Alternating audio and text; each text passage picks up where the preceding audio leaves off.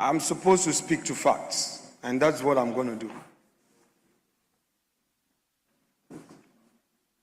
Our friends in opposition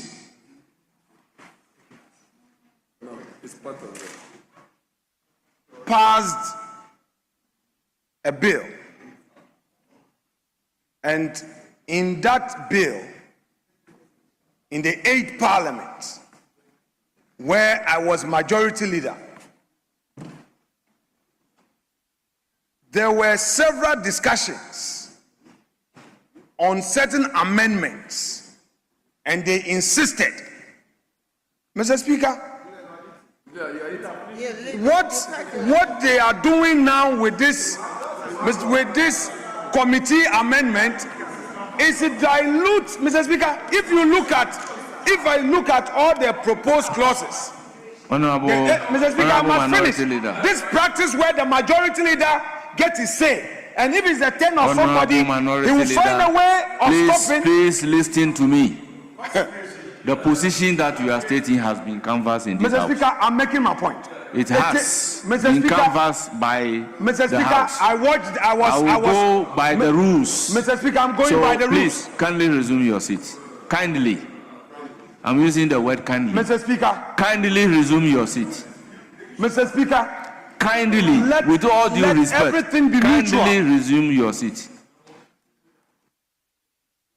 Yes, Majority Leader. Mr. Speaker, I can never prevent you from saying what you want to say. This is your style. But you started with a statement that and then expand from whilst we were in opposition, that this side of the House passed a bill. That's not fact. That's not a fact. Yes, you say you are speaking to facts. That's not a fact. The bill was unanimously passed by this House. The bill was unanimously passed by this House at the time that you even claimed to be in the majority. You claimed to be in the majority at that time. And you are saying that we passed a bill. That we passed a bill, and that now we are in government, and then we have come and we are trying to water down a bill. Mr. Speaker, these are not facts. These are not facts. So what I can assure you is that as for this bill, we will pass it. We will pass it, and no matter how many objections are raised in this chamber, we will stay here and pass this bill so that the president can give his assent to it, to the glory of God. Yes, you have the floor. Take on board his concern that the House pass the bill Mr. Speaker, I want all of us to accord ourselves that respect. I can read a room. I should be allowed to make my point. Mr. Speaker, in all humility, I can read a room. I am making my point, and I would act within the laws. I shouldn't be instructed. Mr. Speaker, I am submitting that the bill that the sponsors have proposed with this so-called amendment by the committee, Mr. Speaker, our friends who are in government today oppose every amendment Honorable Minority in the Leader. 8th Parliament. Honorable Minority Leader. They want to pass a bill, Honorable Minority Leader, you cannot refer to a proposed amendment from a committee of this House as so-called. Mr. Speaker, you know that is not proper. Mr. Speaker, anytime I talk, you interrupt. Even when the majority leader gets it wrong, if you use a language that is not proper, I will have to draw your attention to it. Mr. Speaker, the majority leader used lawlessness. I will continue to draw your attention to it. You cannot refer to a proposed amendment emanating from a committee of this House as so-called. Mr. Speaker, that's fine. I take guidance from you. That's fine. Mr. Speaker, I disagree with the attempt by the committee of this House to use amendment to water down the very bill that our friends, when they were in opposition, pushed it on the country. Mr. Speaker, that was their argument. And where is the principle? Mr. Speaker, where is your principle? They sponsored the bill. May I finish? You see, Mr. Speaker, the majority leaders are Democrats. Sit down. I listen to you in silence. So you sit down. Mr. Speaker, when they were in opposition, they sponsored the bill. They resisted every single amendment. Mr. Speaker, today, they are now saying that through a committee, they are amending, Mr. Speaker, the clause 9, the very amendment they rejected in opposition. Today that they are in government, they are claiming that this is the bill they want. Mr. Speaker, they are virtually rendering the very thing they propose odious. Mr. Speaker, the very thing that they and Ghanaians, the people of Ghana can see through the double standard, the lack of principle. And I'm putting it to you, Majority Leader, that your side lack principle. Your side lack principle, and that is a political statement coming from this side of the house to me. How can you, the very law that you wanted signed today, when it's your turn, you are amending, so you know that you can take away all these clauses? Where is Sam George? Where is Sam George? Where is Sam George? This is political double standard, lack of principle, and now you want to water it down. So you don't want it. And you want to claim you want to pass it. You are passing no law. We can read through your double standard, Majority Leader. That is why I came back into the chamber to deal with your double standard. You want to intimidate Honorable Ntim Fodjo, virtually render his proposal odious. That's what you're doing. And then you say when you finish, you send it to the president to sign for the media. You pass LGBT. When you know you pass no law, you want to confuse us like you did on the e-levy, like you are doing on Doomso and everything. Mr. Speaker, we can read the room. Honorable Minority Leader, are you done? Yes, I am not done. I'm making my argument. If you want to call him, you can call him. Let me hear. When he gets to his mischief, he start giving some smiles. Let us see your smile, your mischief smile. Honorable or this time Minority you Leader, let me hear we can read you, Majority Leader. Minority Leader, why are you doing this? To him, not to you. To him. Mr. Speaker, to him. He does it to me. To him, not to you. Why? You can't do this. He intimidated my colleagues. You address the chair. Mr. Speaker. That is the modality. Is that not the modality? I am responding to the majority. But you address the chair. Mr. Speaker, I'm addressing. Is that also? He's been intimidating my side all the while I was away. Please, so you I have am the back floor. to face him. Minority Leader, kindly resume your seat. Well, you Mr. have Speaker, the floor. I'm back to face him. Thank you. With his mischief. You say you are passing a law. Which law? Mr.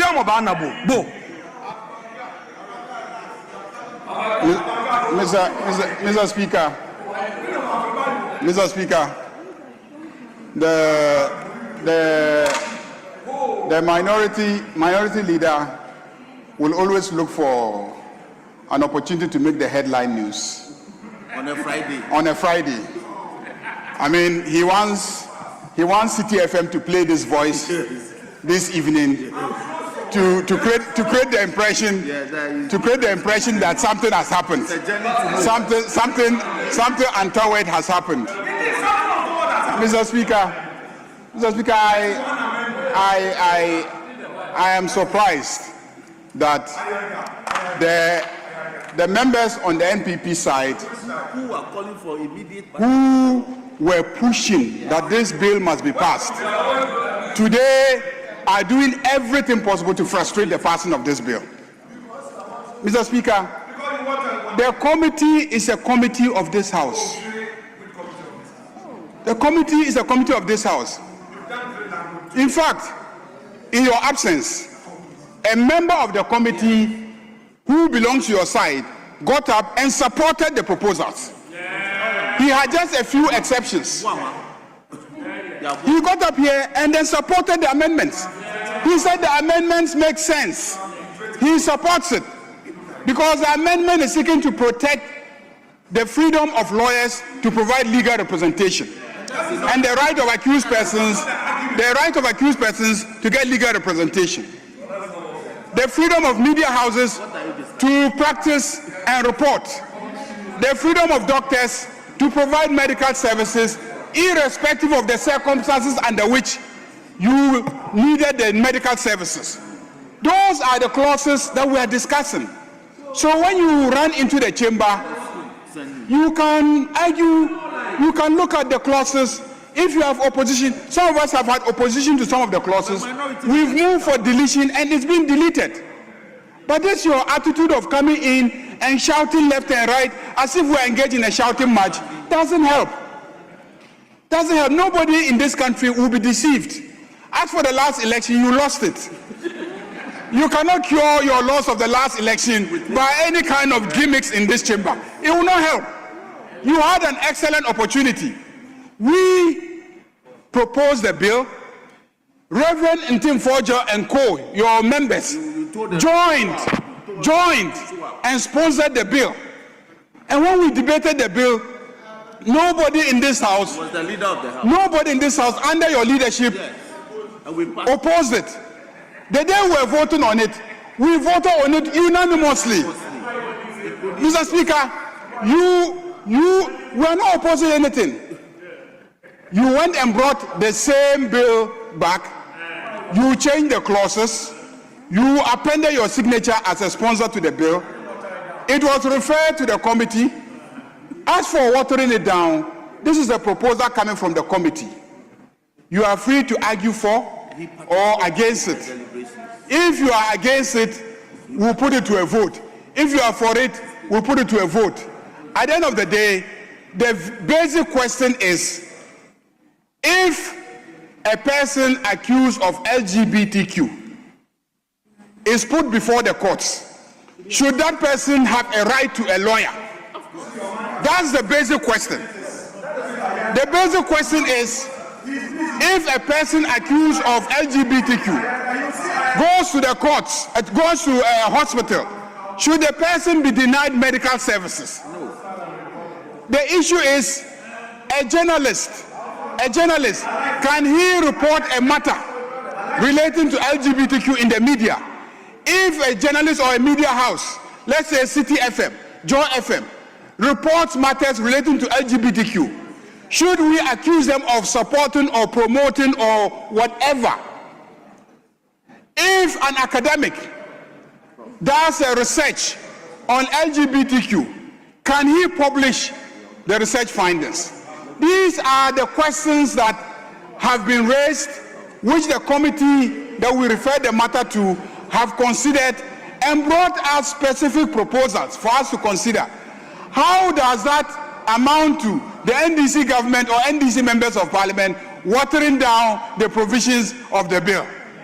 How does that amount to we watering down the provisions of the bill? And when the bill was transmitted to President Akufo-Addo, if he did not threaten the clerk not to desist from transmitting the bill to him, he could have taken the bill, he could have done this analysis within 7 days and then recommended to Parliament, as constitutionally dictated, that he thinks that we should amend these clauses of the bill. We would have reconsidered it under the provisions of the Constitution. So please, let us work on it. There are specific proposals on the floor. You must take those proposals. You are going to debate it. We've debated it. We've at least agreed on 3 of them. We have agreed to delete the 4th one, and I believe we are on the 5th clause. We're on the 5th sub-clause. That is E. So, Mr. Speaker, we're on E.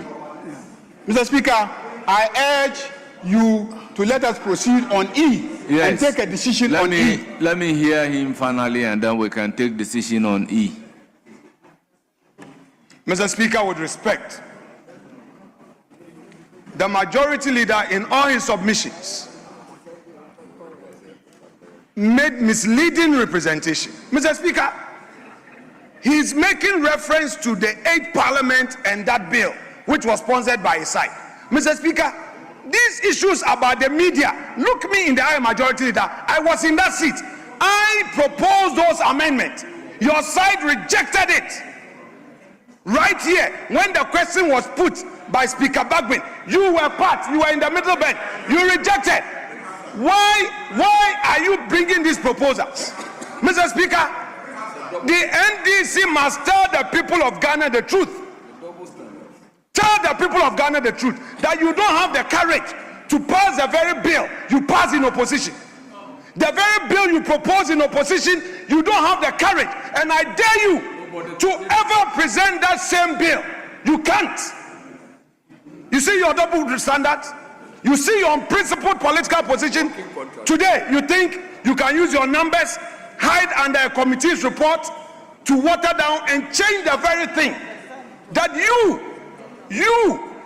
wanted passed when you were in opposition. Today, you are in government. You've realized that that bill was poisonous. So you want to change it. And the majority leader wants to tell me that this bill is being passed. So you are passing an anti-LGBT. Are you sure? Are you very sure? Because you pass a bill to win an election, you want to deceive the religious leaders, you want to deceive our traditional authorities, you want to deceive civil society. Who do you want to confuse? As far as I am in this chamber and I know what you did in the 8th Parliament, and I know the records, I won't allow you to deceive anybody. Majority leader, I won't allow you to deceive anybody. These clauses, this is the mischief. You are using the committee as your alter ego. You are using the committee as your alter ego. Why are you not maintaining the text of your previous proposal? Why? This, what Intim Forjo submitted, together with colleagues, is the very text that you got passed in the 8th Parliament. Why the sudden change of mind?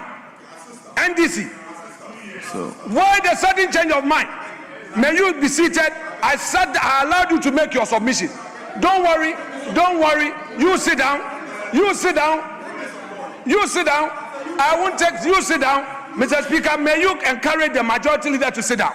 He's not a Democrat. The majority leader is not a Democrat.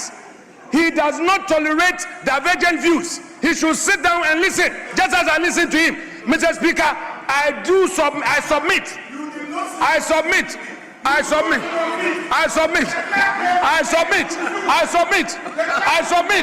that your arguments are in bad faith. Majority leader, in bad faith.